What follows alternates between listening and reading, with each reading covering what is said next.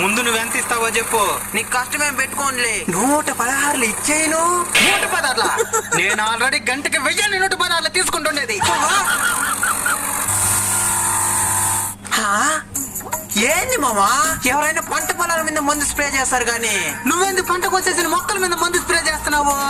నేను స్ప్రే చేస్తున్నది మందుని కాదు, సూక్ష్మజీవుల్ని. సూక్ష్మజీవులా? యాడ కనబడలేదే. కనబడవు కాబట్టి వాటిని సూక్ష్మజీవులు అంటారు. అసలు ఈ సూక్ష్మజీవుల్ని ఎందుకు స్ప్రే చేస్తున్నాం మామా? పంట కోతకు వచ్చేసిన తర్వాత పంట వేస్ట్ అవశేషాలు అట్లే ఉండిపోతాయి కదా, వాటి మీద ఈ సూక్ష్మజీవులు స్ప్రే చేస్తే వాటిని తొందరగా విచ్ఛిన్నం చేసి కార్బన్, నైట్రోజన్, మైక్రోన్యూట్రియన్స్ గా మార్చి తరువాత పంటకి ఈ వ్యర్థాలే ఉపయోగపడేలా చేస్తాయి. దీన్ని ఏ పంట అవశేషాల మీదైనా స్ప్రే చేసుకోవచ్చు. ఇది నేల సారవంతాన్ని, వానపాములను, హ్యూమస్ శాతాన్ని తొందరగా పెంచుతుంది. దీనివల్ల రైతు తర్వాత వేయబోయే పంట రైతుకు మంచి దిగుబడులు ఇస్తుంది. అసలు ఏం మందు